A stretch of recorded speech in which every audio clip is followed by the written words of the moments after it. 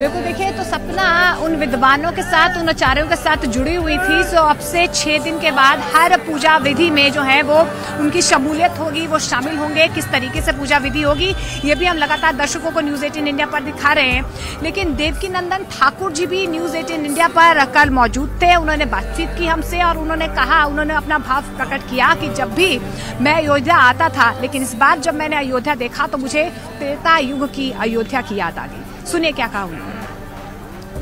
500 सालों का इंतजार देवकीनंदन जी खत्म हो रहा, आप अयोध्या आए हैं जी। क्या आशीर्वाद देंगे? मैं सरयू के तट पे हूँ, ये मेरा परम सौभाग्य है कि मैं यहाँ पर हूँ और सभी सनातनियों के लिए परम सौभाग्य का विषय है कि हम और आप सभी यहाँ भगवान श्री राम के आने का आनंद कर रहे हैं। और हम सभी यहाँ पर इतने 100 करोड़ सनातनी, जो कि त्रेता युग में तो 14 वर्ष का वनवास था, अब 500 वर्ष का वनवास। आपने तो अयोध्या को कई बार देखा होगा, इस बार अयोध्या कैसे नजर आ रही है आपको? इस बार अलग अयोध्या है, डिफरेंट अयोध्या है। सरकार ने जो अयोध्या के लिए काम किया है वो बहुत बहुत धन्यवाद, साधुवाद की पात्र है। तो देखिए, अवध वासियों में तो उत्साह आपको नजर ही आ रहा है। लेकिन देश दुनिया के कोने कोने से लोग यहाँ पर पहुंचे हुए हैं। लेकिन अब देखिए, हम आपको एक एक्सक्लूसिव तस्वीर दिखाते हैं भोग थाली की। इस भोग थाली में क्या कुछ है, कौन कौन से व्यंजन है, क्योंकि हमारे सहयोगी यतेंद्र ने ये एक्सक्लूसिव रिपोर्ट की है। ये वही भोग है जो रामलल्ला को लगेगा। इस भोग थाली में क्या कुछ खास है, ये रिपोर्ट देखिए। दर्शकों को बताएं कि आखिरकार क्या सोच रही, क्या थीम रही इस थाल को बनाने की? जी, थीम तो एक ही थी, भक्ति भाव था। और इसी के लिए हमने हनुमान जी नीचे इसमें क्राफ्ट किए हैं, जो थाल उठाए हुए हैं। उसमें सोच केवल ये थी कि भगवान राम के दिखाए हुए जो रास्ते हैं उसको हम जितना हो सके उतना दर्शा सके इसमें।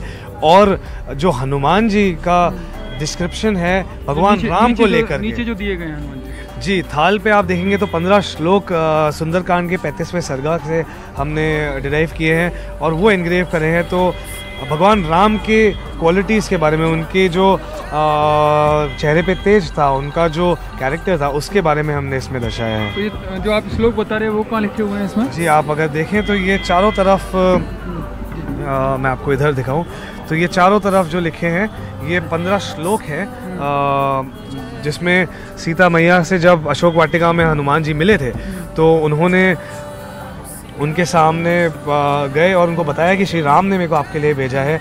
और 15 श्लोकों में उनका डिस्क्रिप्शन दिया था। आप बाकी देखें तो बीच में सूर्यदेव हैं, यहाँ पे ये राम जी का बढ़ भी रहा है मकर राशि में आने की। हाँ जी, एग्जैक्टली, आज वो भी हो रहे हैं।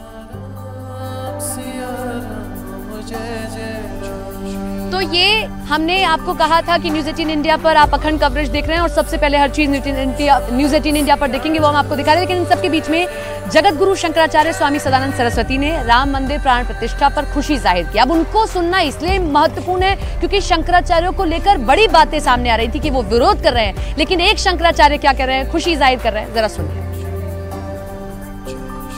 सर, आखिर वो घड़ी आ गई, वो बेला आ गई कि राम मंदिर की प्राण प्रतिष्ठा होने जा रही है।